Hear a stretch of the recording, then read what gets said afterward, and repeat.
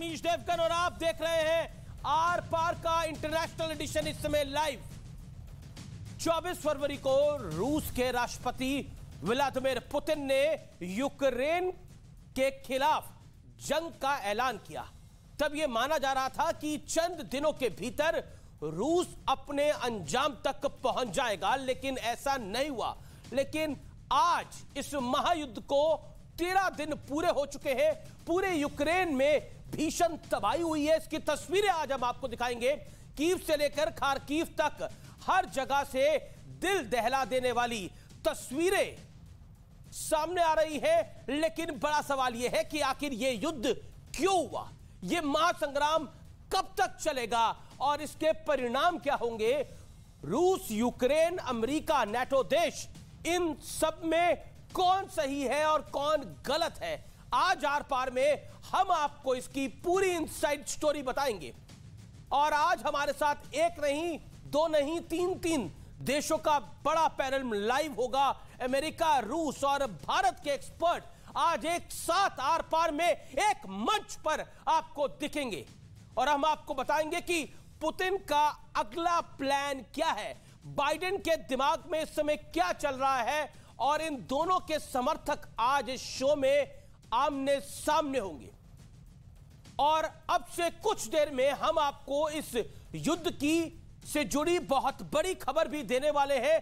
तो अगले 1 घंटे के लिए महायुद्ध पर सबसे विस्तार से चर्चा सबसे बड़े इंटरनेशनल पैनल के साथ आर पार का यह इंटरनेशनल एडिशन जरूर देखिए, क्योंकि यह युद्ध अब महायुद्ध की तरफ बढ़ रहा है।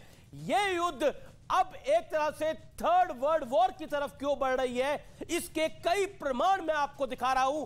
आज युद्ध के 13वें दिन यह स्थिति क्यों बन गई है, इंटरनेशनल पैनल के साथ सबसे बड़ा आर पार।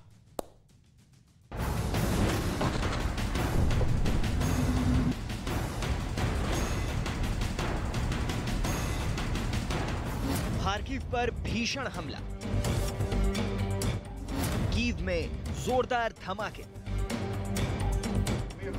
इरपिन शहर हुआ तबाह। रूस यूक्रेन महायुद्ध के 13वें दिन दुनिया को झकझोर देने वाली तस्वीरें सामने आई। दोनों देशों के बीच भीषण जंग जारी है। इरपिन में हवाई हमले के बाद जो तस्वीरें सामने आई वो डराने वाली। हमले के बाद ये शहर तबाह हो गया। ऐसी ही तस्वीरें यूक्रेन के लुहांस्क से सामने आई। वहां मिसाइल हमले के बाद एक ऑयल डिपो में जोरदार विस्फोट हुआ और विस्फोट के साथ ही उसमें आग लग गई। कुछ ही देर में यह आग पूरे डिपो में फैल गई।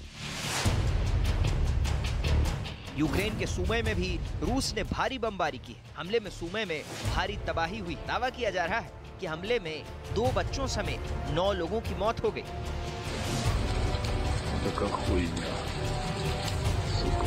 उधर यूक्रेन की राजधानी कीव के रेलवे स्टेशन पर भारी भीड़ नजर आ रही है। बड़ी संख्या में लोग कीव छोड़ना चाहते हैं। लोग किसी भी तरह ट्रेन में चढ़ना चाहते हैं।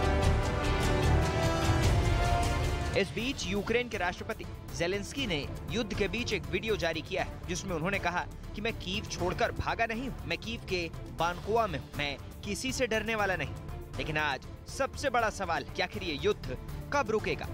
और बड़ा मुद्दा ये भी कि क्या यूक्रेन इस युद्ध में बलि का बकरा बन गया है। आज आर पार में हम इसकी पूरी इनसाइड स्टोरी बताएंगे और हमारे साथ रूस, अमेरिका समेत 3 देशों का पैनल लाइव होगा।